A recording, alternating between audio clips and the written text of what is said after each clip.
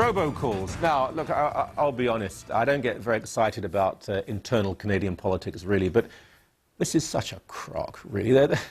The possibility of a few phone calls made by supporters of the Tories when Conservatives have been on the receiving end of much worse for years and years. And now we know, in fact, American leftists are actually behind a lot of these 30,000 complaints. They're engineering people to come forward.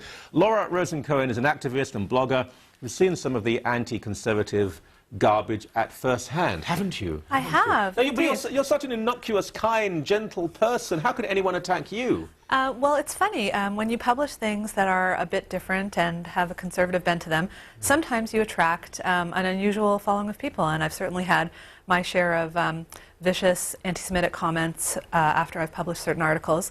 But I actually enjoy it. It kind of freaks out my parents. But I think that I've hit the right notes if I've done that. I didn't realize with the name Rosen Cohen you were Jewish. Exactly. I know, it's really puzzling.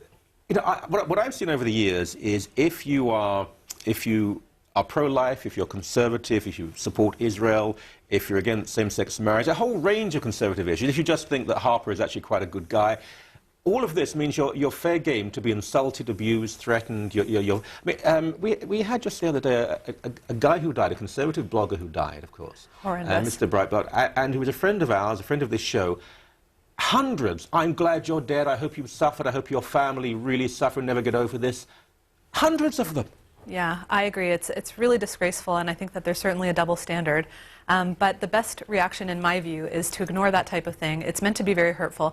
And I actually heard or read Christy Blatchford, who I thought had the best response to that kind of thing, which is that she gets piles of what she calls the AIDS and cancer letters. Yeah. And she gets stuff that says, I hope you die of AIDS, I hope you die of cancers. All these progressive people asking that she die of AIDS, which is really awful. Yeah. And so she just inoculates herself against it, and I think that that's what we're just used to dealing with. Yeah, yeah, it does. I mean, I've always said this, the only ones that hurt are when people I thought were on my side stabbed me in the back, but that seldom happens. So in the context of robocalls, I mean, it is quite laughable. People will tweet and say, how can you not be shocked that democracy is under attack? Well, I would be, but it's not. Well, yeah, that's a pretty broad, sweeping statement. Democracy under attack. To me, democracy under attack was what happened in Iran when students were bravely going out in the streets and democracy was being attacked there. Yeah. To me, nascent democracies are being attacked in the Arab world. That is democracy under attack. But some phone calls and ridiculously trying to sway people by phone calls, to me, doesn't seem like our entire democracy is under attack. Yeah.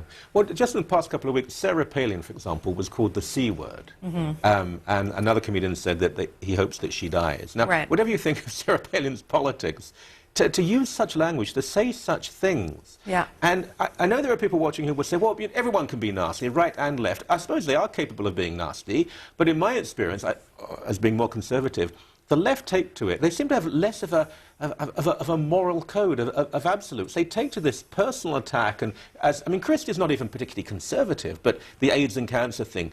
You must die, your family will die, we will kill you. It does seem to be, if not the preserve, the virtual monopoly of the left these days. Definitely, and I don't agree with everything that Sarah Palin says either, but I will note that people who are on the left, who are on the right, and conservative women, especially minority women, tend to receive the most vile outbursts, and a lot of racially based insults are tossed their way online and in person. So it's very intolerant, but unfortunately people don't really talk about it that much in public. Yeah. The irony is always rather delicious, darling, because, as you mentioned, I hope you die of AIDS, but we have to find a cure for AIDS. Right. And then the racist stuff. I mean, there was a comment that was made when Sarah Palin first ran by an alleged comic. She said, I hope she is raped by a group of black men. Yeah, I know. There's a lot of misogyny and a lot of racism. I think Andrew Breitbart was called gay as an insult. Yeah. And to me, that's really appalling, because if you're on the left and you're supposed to be progressive, then being gay is just natural and it's a part of who you are, and it ought not to be used as an insult. So I think there's a bit of a problem there, logic-wise. Yeah. Well, that one's thrown at me quite a lot. Well, you oppose same-sex marriage because you're gay and hiding it. It's just because I'm English and so good-looking. That's why people say that, and it's just not true. Yeah. But look, is there anything, though, in the robocalls accusation? Is there anything here that should make us shiver? that where our way of life is being threatened, that it is possible that... I think it's quite funny, it's in Guelph, where the Tories always lose, that apparently this happened. That the Tories did this thing, that you lost. The Tories lost by 6,000 votes, for goodness sake. If it did happen, it didn't work. Yeah, I think if this is our best attempt as conservatives to undermine democracy and to scare people, then we're pretty pathetic. It reminds me of when Jews are accused of doing genocides. Jews are so pathetic at doing genocides. I mean, it's something to be proud of. So I think that if we're going to mess up democracy and if we're going to do genocides, we better put much better efforts in next time around. It's pathetic.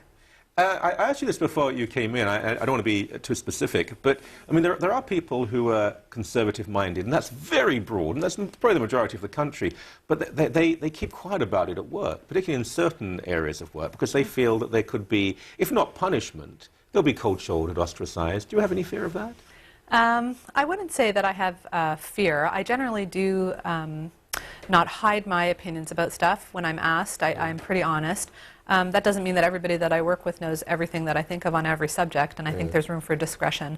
But certainly there is a bit of a climate of tyranny in what one can say, and I think that it's in many different industries, and certainly in the education and in the media and in the arts as well. Yeah. Well, Michael Ignatieff was an academic, and a respected academic. He's no fool. He's a highly intelligent man. Academe, the academy, is notorious today that if a student has a conservative opinion, or is Christian, or pro-Israel, or dares to say life begins at conception, then they better be a little careful. And because, I mean, most academics are fair-minded, but every week I get emails from students who say, my paper's been marked down, I've been told to rewrite it, but it was a good essay, but apparently the conclusion wasn't the one the professor wanted in terms of, does God exist, or should there be a Jewish state in the Middle East, or is marriage between one man and one woman? It's very political. It is very political, and I think the best way that it was put was by Kate McMillan from the Small Dead Animals blog, who said, what's the opposite of diversity? University. And That's very if good. you think about that, it is excellent. And there is a diversity of almost every stripe on a university campus, except for diversity of opinion. Most people who are conservative are quite deeply underground. And I think that that is a problem that is inherent in the humanities particularly, because with math and hard sciences and with business, one can be right or wrong. With humanities, there's definitely a lot of subjectivity, and that's where I think students can run into problems. So the opposite of diversity is university.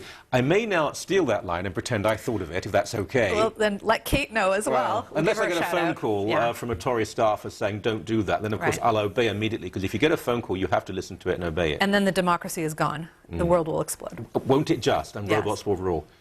Thank you very much indeed. Thank you. Thank you.